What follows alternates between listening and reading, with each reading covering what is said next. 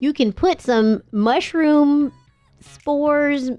It's like infecting the log. Yeah, you're infecting the log. The mushroom then takes over the whole log, and then after 9 months, it fruits. Like a virus. And the fruit is the mushroom. And the fruit is the mushroom. And then that log. So do you choose different?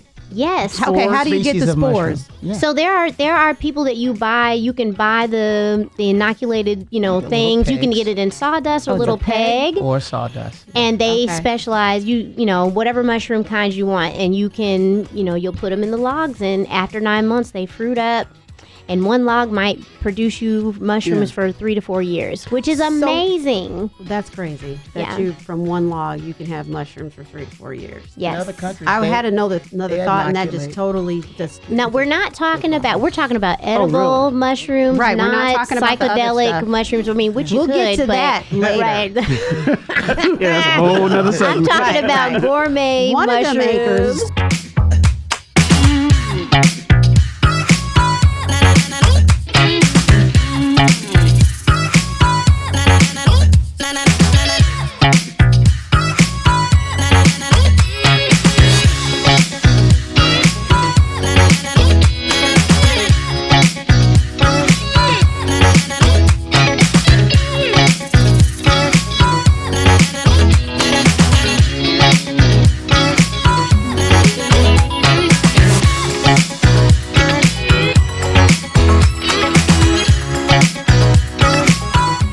Everybody, this is Ceata and Garrett Lash, the owners and inventor and founder and all that good stuff of the PuffCuff, and we are coming today with our podcast From Idea to Invention, and we have some special guests here today with us. I'm doing the Vanna thing. So this is Baby Sis and her handsome husband, Tobias. Like Dr. Tobias. He make he's the Dr. Tobias. Right, all the probiotics. All the probiotics and all the stuff that you need to get good digestive system going on. But Garrett and I were just wanted to bring them on because the things that they are doing from Black people don't do that type of standard. It's just absolutely amazing. They are bringing back our roots, right? Mm-hmm. How do you guys describe it? What you guys are doing? Just teaching people how to get connected back to their food, connected back to the earth and nature and the things that are really going to matter when technology crashes. Right. and living clean, because y'all been living clean for a little while. Right. And yes. So for me, it's Jenny being Jenny. Yeah. She's been this way for a long time. And dragging him along with me. And it's just a matter of me encouraging her and making sure that it makes sense. We pray about it. And, it goes from idea to fruition. So, look at you, work that in. Look at you. Look at that, boy. Off the top of his dome. So, shall I read the bio? So podcast land. Okay. For y'all to understand, that's right. If you see any extra piece of cheesiness from Ceata today, no, it's because she's really excited, because this is a special moment though, to be able to have her baby sis and her awesome husband, Tobias, here with us and eye to eye. And so it's a special moment for us. Yeah, right? Don't I'm not trying to cry. Don't cry. I'm just trying to level set the situation. I just want people to be like, why is she super cheesy today? Right. Well, I'm usually cheesy about not the first one, but like the second. By the second we do the second recording. But that's why. So yeah, let's read the bio, because it does them justice. All right. So here we go. As an ecologist and endocrinologist by trade, Jennifer received her PhD in ecology and evolution from the University of Illinois at Chicago. Yes, the big one, the big deal one. Not Chicago State. What's the other one in? Is it Chicago State? Not that one. University of Illinois at Chicago. It makes a difference. Where she worked with the world-renowned Dr. Joel Brown and Dr. Rachel Santa Meyer. Thank you. To integrate foraging behavior and endocrinology to study how species interact with their captive environments. So let's break that down into regular English. Yeah, give us some the layman's layman's terms. Right. So basically, I worked with 3 banded armadillos. They're just small armadillos from Argentina. But we wanted to find out why they were having such a problem with the mothers rearing their children. They would have babies, but the babies weren't surviving either because the mother wouldn't take care of them, or she would end up, hurting her baby because of stress. So what we did was some foraging things with the armadillos to try to help them have more enrichment in their environment so that they would be less stressed, so that they would be able to, be calm enough to take care of their babies. A lot of species are in zoos because they are declining in their natural environments, and the 3-banded armadillo has that situation going on. So it was an important species to kind of help lift up and, do what we could to support their reproductive habits and things. So where were armadillo daddies? Because it sounded like the mamas were stressed out. Yeah, the mamas were stressed out. I mean, the animals in captivity, of course, there's never enough space. Right. To give them exactly what they would have in nature. They would be out in the desert, these huge, big spaces. So, but the ones that you see on exhibit at the zoos, they have, a fairly good exhibit space. But even then, it's nothing like being out in nature. So it's a different, zoos have a whole different, lots of other extras, things that they have to deal with to try to keep the animals moving forward and the population's increasing. So, okay. Yeah. So your study was based, though, on armadillos in captivity? Yes. Okay, gotcha. Yes. All right.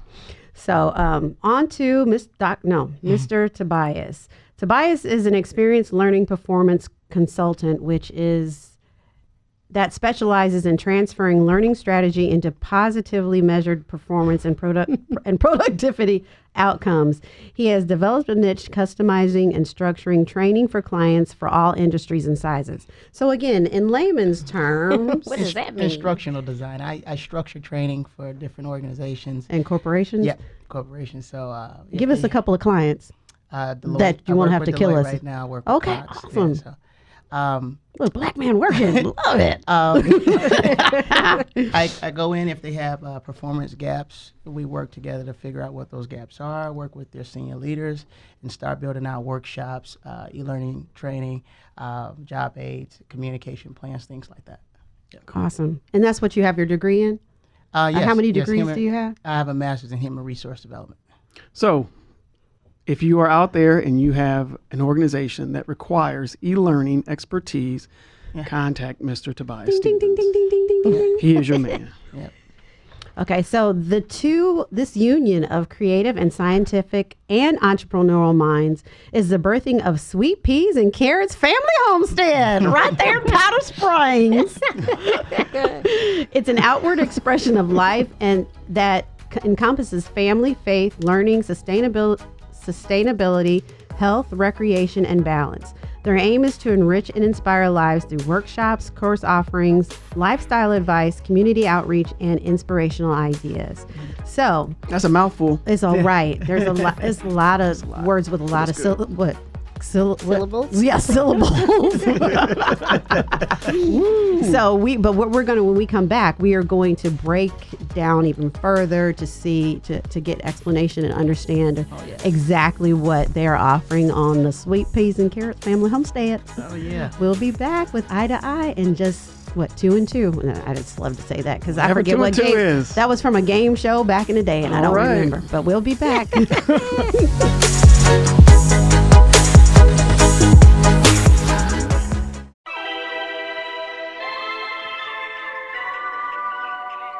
Yeah, okay.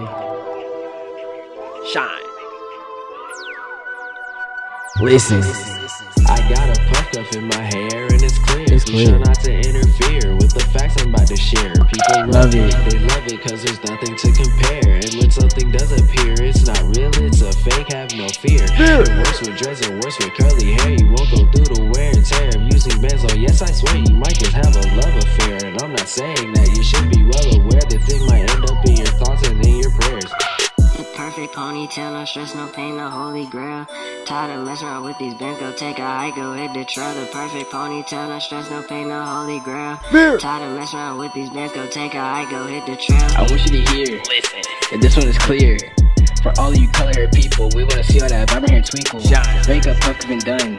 This is the one who begun, the dreams that became, the bronze in the brain, the change of the game, the company name. The perfect ponytail, no stress, no pain, no holy grail. Tired of messing around with these bands, go take a hike, go hit the trail. The perfect ponytail, no stress, no pain, no holy grail. Tired of messing around with these bands, go take a hike, go hit the trail. Love it.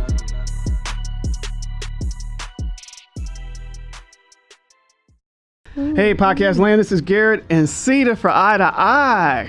Coming back, and we have with us in studio Sweet Peas and Carrots Family Homestead, ran by little sis Jennifer Stevens and her husband Tobias Stevens are in the house. So welcome back.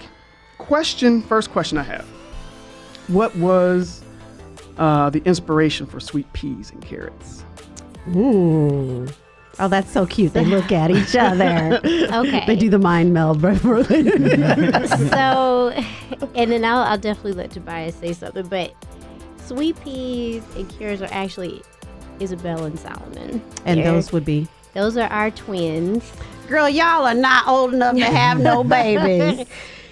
Those are our twins, and it actually came from one of the cousins. Oh, yeah. Uh-huh. So when the Sweet Peas and Carrots were born, we've got a cousin and he's hilarious. Kyle. And he started calling them Sweet Peas and Carrots, you know. Peas and carrots. And so it just stuck. So whenever the cousins, any of the Stevens, the Jenkinses, They know who Sweet they Peas know and who Sweet Pea and Carrots are. And so if you look back at their baby pictures, Yeah, they were They're- a sweet pea and a carrot. yes, they're brand new newborn pictures. I had gotten these little outfits off of Etsy, of course, that someone had crocheted, and Isabel was the sweet pea. She had a little white sweet pea flower, and Sally was in the little carrot crocheted bag. So Hence the story. hence the story. It stuck, yeah. And so beyond that, you know, what we're doing with the homestead is beyond Jennifer and I. It's about them. You know, everything we're doing is tied to Sweet Peas and Carrots, to Isabel and Solomon. And so it's about our lineage, us leaving something back, understanding how to be sustainable in their living. Everything that we're trying to instill in our lives, we want them to be raised in that. Right, and then And carry so- on that. And carry that Yes, on. yes. Right, and spread it. And if it catches on to other families, then, you know, Right. we've done our Wonderful. job. Right, Yeah. right. Oh, that's awesome. I was thinking about what a good logo would be. To have have that picture, like a caricature of their picture with them, their sweet Oh, pea it and would carrot. be so cute. That would We'd love to see that. That would be Can cute. you sketch that for us? right. That's why I looked at her, because Yeah. that would be cute though. Yes, That it would would. be really It would cute. be. About that. I got some. Might have some people in my back pocket that we can recommend. So, that's so in it, but it with that inspiration, a lot of this thought process started around you guys initially wanting to be more clean and eat cleaner, right? So, and I want people to understand how What that means. what that means, because from me on the outside looking in, when you all got married and you saw a need, Jenny, Yeah. and it switched gears to where your thought process was in order to Heal. assist your husband, That's heal right, your right, husband. right, So I want right. people to understand that understand that part of the story. Right. Okay. And it doesn't mean cleaning your food with Windex or bleach. No, Or- not at all. And I'll give just a little bit of Yeah. background. So Tobias and I got married. How back many in years ago? 2007. Yeah. So we're coming up on year 12. And you were 16 and he was 18. Yeah, right. We were young. We were young. So Tobias actually, he was born with autoimmune disease, and it didn't really hit him until he was in his teenage years. And so he didn't know until then. And, you know, then time progressed. And when we got married, he started to suffer with extremely bad eczema to the point where like it hurt me to see him hurting. He would be uncomfortable. The eczema looked like he was burned. So it was all over his back, you know, the crevices where eczema shows up, where your joints bend, all that kind of stuff. And it would be raised up, and he would just be uncomfortable all of the time. And so I said, you know, I know about science. I should be able to research this. I should be able to heal him. Right. Right. So Lay some hands on I that brother. started reading. I started just, you know, I put my whole self into trying to figure out what we needed to do. So we cleaned up our cleaning supplies, you know, we stopped buying stuff that had perfumes in it. Like we were perfume wearers. We don't wear perfumes anymore. We stopped using just the regular stuff you get at the store to clean with. I started making our own body cream. So it just became like this huge journey to the point where I couldn't even walk down those aisles in the grocery store or the stores right now. I just completely avoid them because I will have a massive headache just going down through that. So was it because of the the extra ingredients or chemicals in those things that? Yeah, so a lot of what people don't understand is a lot of the just conventional products, they have things that cause cancer in them. They have things that cause neurological problems. They have things that take your immune system and just destroy it. And a lot of people have no idea. And so people who are dealing with things like breathing issues, allergies, you know, skin problems, they have no idea that it's in your food. It's in the stuff you're putting on your body, the stuff you're brushing your teeth with, the stuff you're using as deodorant. Yeah. I mean, we went through everything. We detoxed our armpits. We, I hated it just was like all this stuff. And I just Actually, we hated it. right. I hated it. So I would learn something, and then I would make him do it. I would learn another thing, and I'd be like, "This is what we're doing. This is the next step," you know. And we just kept going further and further to the point where then we had these kids, and I was like, that's even scarier because then you have these little people that you have to take care of and you're responsible for. Yeah.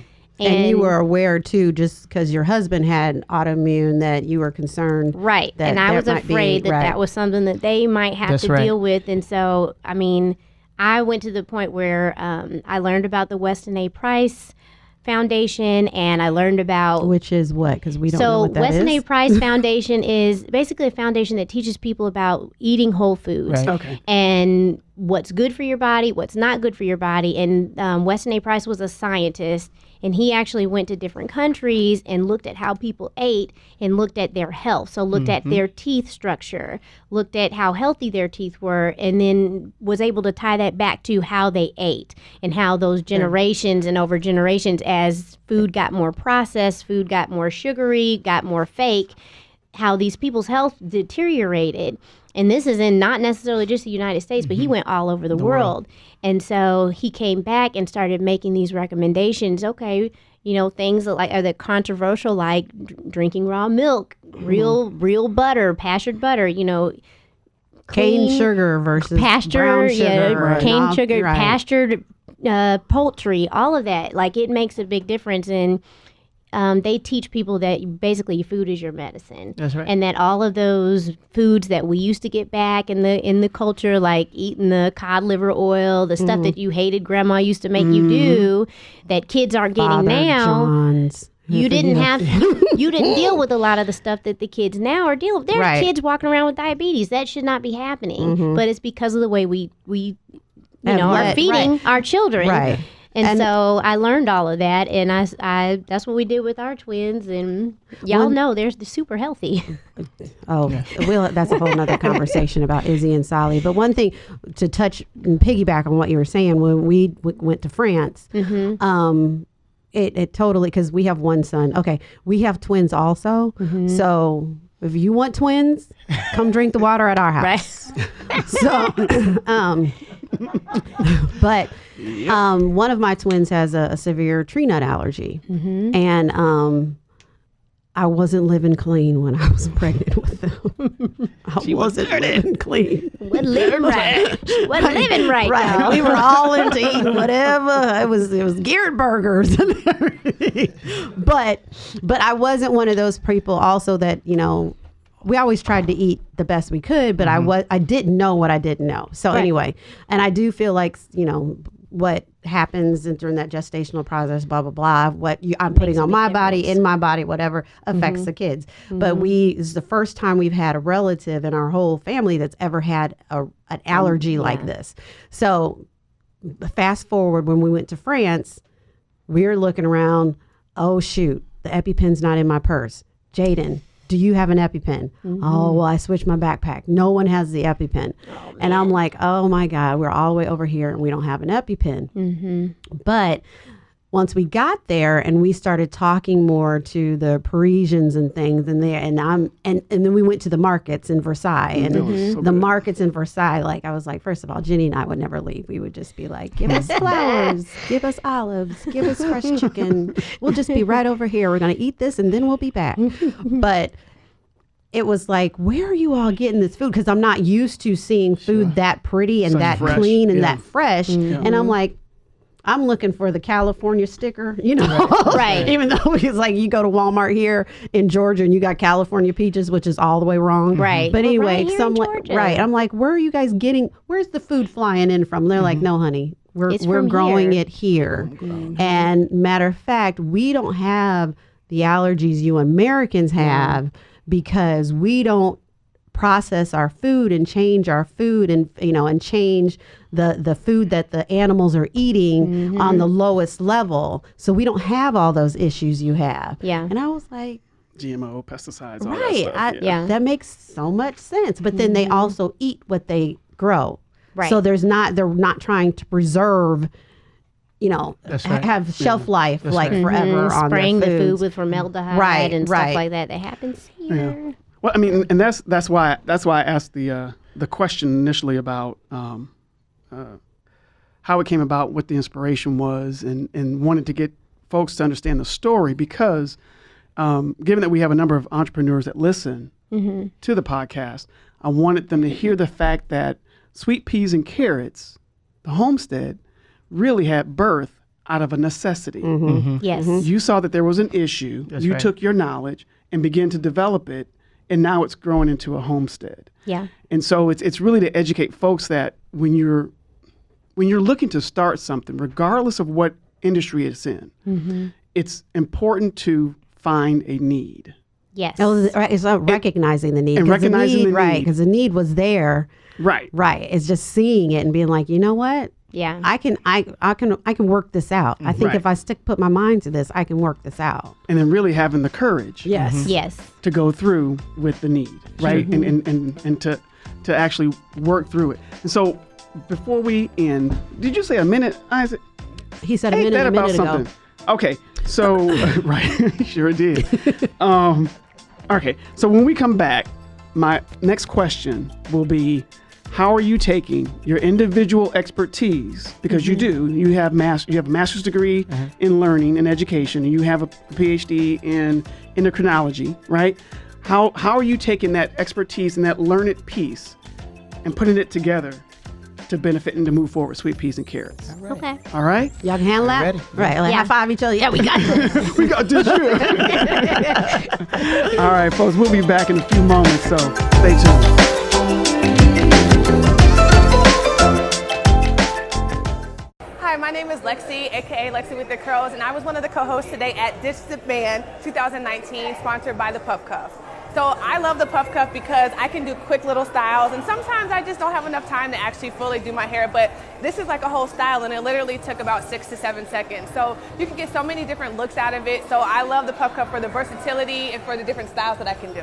I would recommend the PuffCuff for anyone that likes a good, easy hairstyle. So whether you have long hair, short hair, and I love that also, if I were to use a band, one, it could create a lot of damage. Also, you can't really get it to be big and puffy. So I like having my hair I like it big. I want my puff to be big. And so this gives me that effect with that versus using like a rubber band.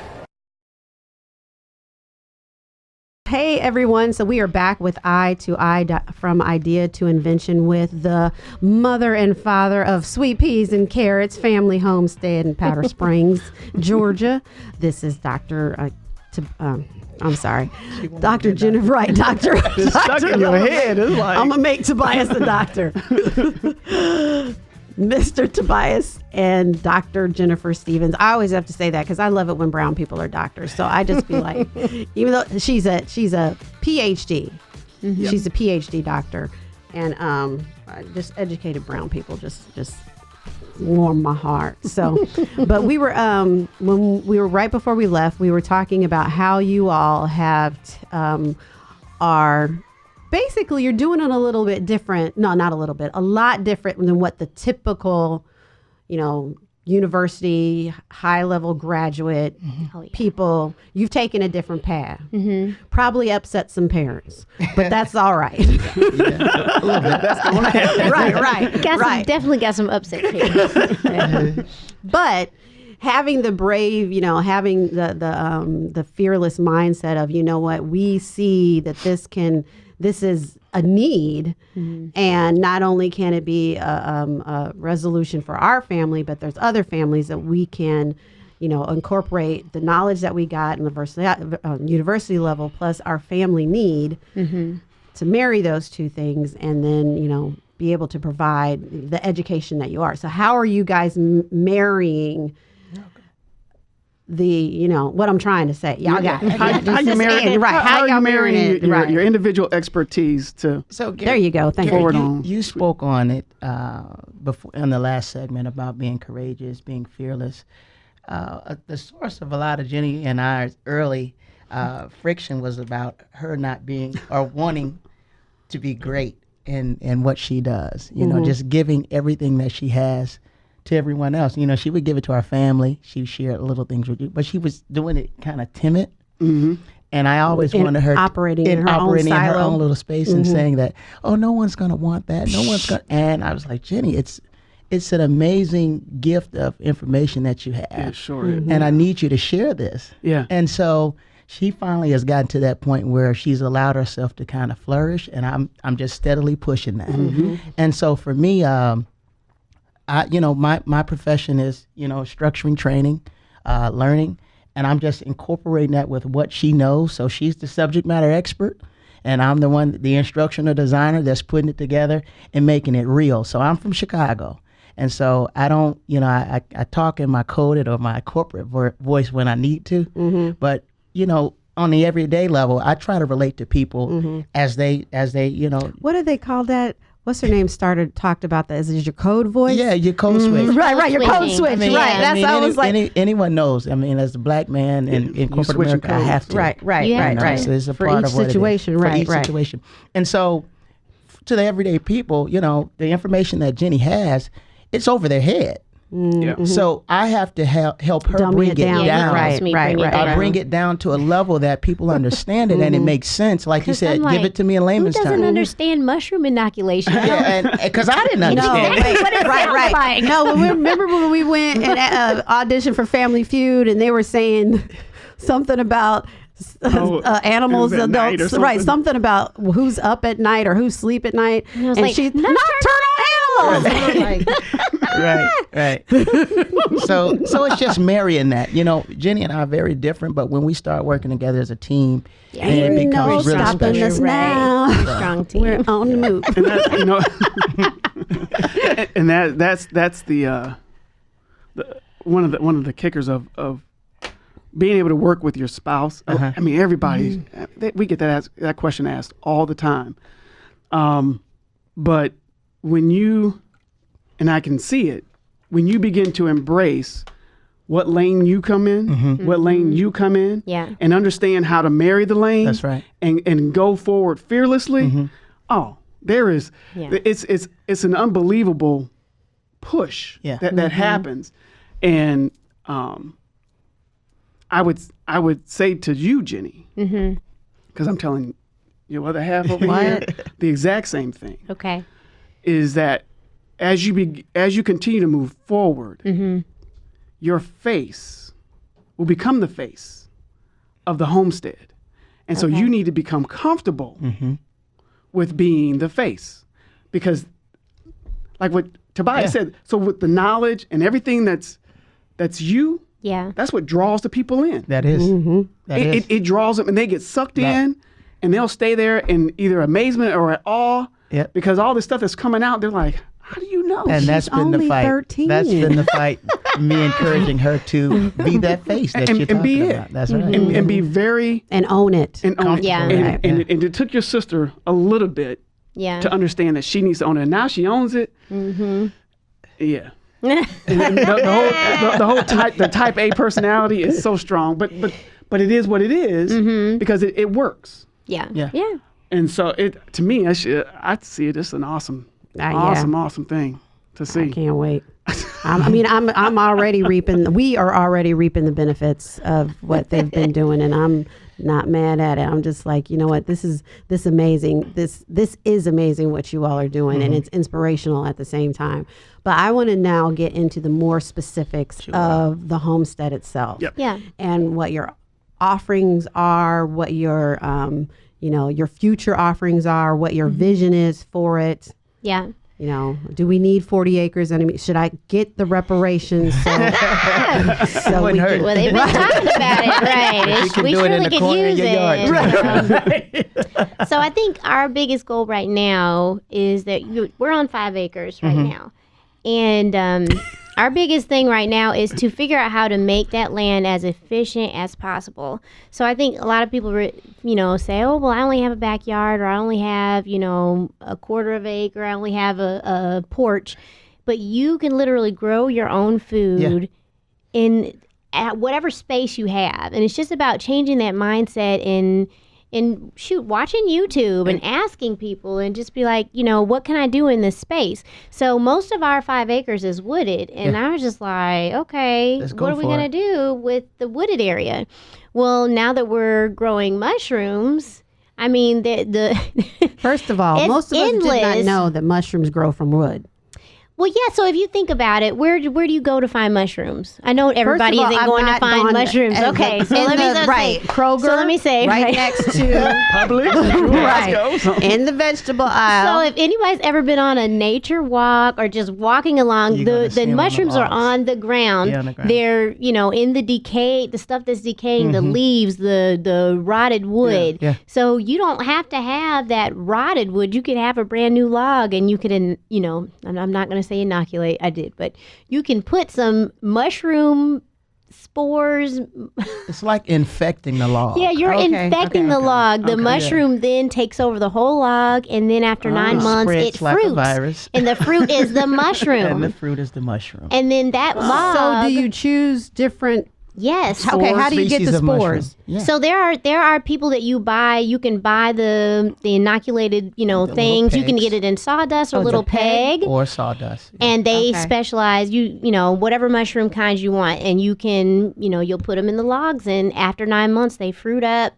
And one log might produce you mushrooms for 3 to 4 years, which is amazing. That's crazy. That Yeah. you from one log you can have mushrooms for 3 to 4 years. Yes. In other countries, I they- had another they thought, and that just inoculate. totally just No, we're not talking about. We're talking about edible mushrooms, Right, we're not not talking about the other psychedelic stuff. mushrooms. I mean, which you We'll could, get to but, that later. Right. Yeah, that's a whole nother I'm segment. talking about gourmet one mushrooms. of the makers. Soon as Georgia gets the Yeah. lifts that ban on medicinal. One of the makers, at least one. So then we've also got our forest school, which came from me just wanting our children to be out in nature, In tune with playing nature, and yeah. learning. So, but that starts from you homeschool. Yes. Yes, so we homeschool the twins, and we follow a Charlotte Mason methodology. So with Charlotte Mason, you basically you give them a feast. So you're exposing them to lots of different subjects, beautiful things like poetry, but you're still covering your basics like writing, math, Language, all science, that, language, foreign language. And then you should be spending lots of time in nature, because what people don't realize is that your children are learning when they're out there playing. It just looks like play to you, but they're learning, executive skills. They're learning all these things that a lot of kids are not getting now because they're in the front of this. Right. They're in front of the iPads, they're in front of the phones. And so I started a forest school because there was a need for my children, and other families found out about it, And they love and they come now with us. So we have forest school once a week. And how many students do you typically have? Right now we have 8, but I have at least 4 families that are that are wanting On to the join. wait list. Yes, and I'm afraid because I don't want it to get too big because I want it to feel like a family. I mean, because the kids need to. It's like a community, a second community for our kids. Garrett's grandmother had 17 that came straight out of her body. Right. So I think they'll feel you like got it. right. You'll be all right. They'll be all right. And so it's not a drop-off program either. It's a program where the parents Yeah, the stay, parents stay. and we learn, we play. We're learning to do things like tie knots. We're learning mindfulness techniques, so it's been great because now a lot of the kids who had never played in the rain before are not afraid of playing in the rain. Kids that had never dug for worms are going around finding worms. Kids that have never Picking picked up up a frog. frogs. Like, I can't keep frogs out of my kids' hands now Right, because right. they're not afraid. And it's just about making this connection with nature, climbing trees, going to the pond and, getting wet, getting dirty, playing in the mud. And as an adult, you're gonna play too. Yeah, and the parents love it. You don't come to forest school without seeing huge smiles on everybody's yeah, faces. that's awesome. So, it's fun. So is For School accredited? Is it like a charter program?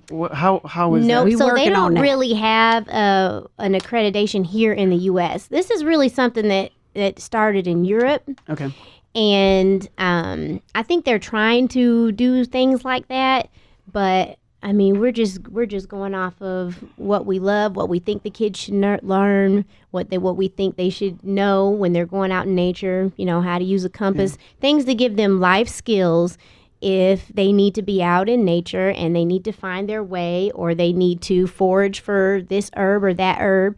It's just, giving them this background that might spark something amazing in their little minds that, could become a career for them later on. Right, You just never know. So it's about exposing them so that, they won't wonder when they're adults, like, why didn't my parents ever teach me about this? Like, I would have loved this back then. Right. So, Okay. So you've got the forest school. yeah. Then you've got, what else did we discuss? We did mushrooms. Okay, we had the mushroom, but I don't think people know that actually you did a workshop for people to grow their mushrooms. Yes. So you offer hands-on workshops. Yes, so we're trying to do a workshop once a month. It'll be something completely different each month, but it'll always be about learning how to be more self-sustainable, learning how to be healthier, learning how to use the land that you have. So give us an example of like one of the upcoming workshops.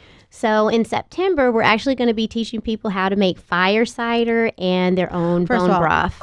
Okay. Fire cider. It's cold and flu season coming up. Okay. Yep. So what is fire cider? It's like a tonic that has lots of herbs and real food in it that basically boosts your immune system and your energy. So if you do feel like you're coming down with something, or if you ever want to just use it as a preventative, it's going to shut it down. Shut the cold, shut flu everything down. so that you Gonna burn burn it out. Right. Fire It's gonna cider, burn it all the way Nature's flu out. shot, right? Nature's flu Nature's shot, flu yeah. shot, yeah. And then, So- is this the same thing? Did I It's make fire similar, cider? yeah. And it did when you gave Yeah. me that recipe. Yeah. That Yep. was fire cider. Mhm. And it tastes Ooh, and good, it so it could funked be up the salad and I dressing. said funk, F-U-N-K, the refrigerator, but it did take care of all the nastiness. And you said fire cider and bone broth. And bone broth. And bone broth, Okay. because I think a lot of people are afraid to make their own bone broth. You can buy it in the stores, but why pay somebody $10 when you can make 10 times as much in your own kitchen, and it's tastes super better. easy, and it tastes better, and it's good for you. Tell us the benefits of bone broth, because not everybody knows that. Okay, so bone broth is basically it puts collagen back in your body. It's gut healing. Coats your gut. Yeah, it coats your gut. Oh It's my God, that's a whole immune nother boosting. conversation about the gut conversation. Yeah, like Oh, yeah. And people don't realize 90% of your immune system is in your gut. So if you're not protecting your gut and constantly, doing things to help it, then your immune system is going to be low and you're going to be sick. Okay. Yeah, there's so much. Right. There's so much more. I think this is what peas and carrots 101, and then we got to have a 102 and a 103. Yeah. Yeah. Easily. Okay. So we're gonna go out of this segment, and we're gonna come back and kind of finish up what the other offerings are that Sweet Peas and Carrots have, and then we want to hear what you two recommend to those who are trying to start a business or looking to start something new. Okay. and what your advice is for those folks who are scared. Scared, right. Scared. All right. So thanks for listening in, guys. We'll be back in a moment for our last segment on Eye to Eye.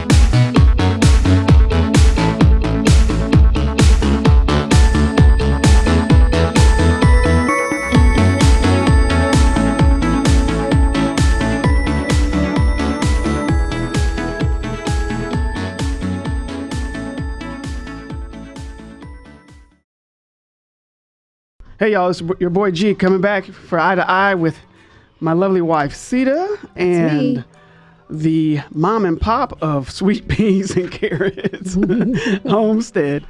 And so in the last segment, we talked about a few of their offerings that they will be offering at the Homestead. We wanted to make sure that we complete that listing of what else because it's a cornucopia of stuff. That's a dictionary word. Wait a minute. Cornucopia of items that they offer at the Homestead.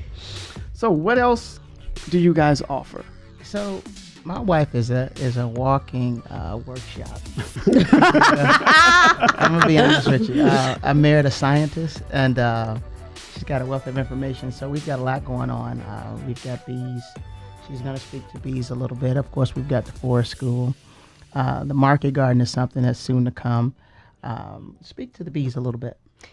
So I've always wanted to keep bees. I got interested in bees when I was an undergrad. I helped a graduate student with his bees. And so when we got this property in Powder Springs, I realized that I finally could keep my own bees.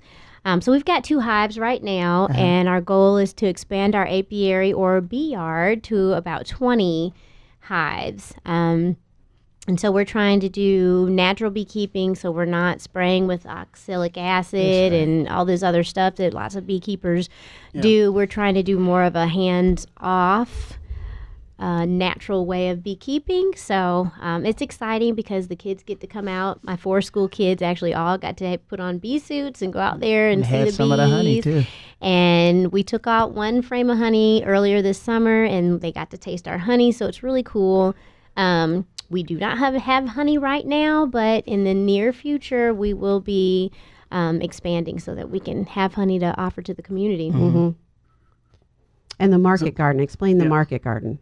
So a market garden is basically a garden that you do to sell veggies and fruits and things like that. So we're hoping to expand our garden that we do just for us to have a bigger garden to be able to have a CSA or community-supported agriculture. So it's like a monthly fruit or veggie box that you could get from us that's going to come fresh from our market garden. So from farm to table. Yes. And then the workshops that, we've done our first one on, the mushroom inoculation. The next one that we're doing is on bone broth and the fire cider. We're actually going to So this is going to be a monthly thing. Okay. Okay. And we'll have different topics, and if it catches on where people are demanding more, then we'll offer more. Okay. But they're all hands-on, so it's Okay. not like a lecture style where you're just sitting there. You're going to get your hands in there and get involved. You're going to want get you dirty. to come And you to probably see, will to leave with something. taste, and leave with some to go home. Yeah.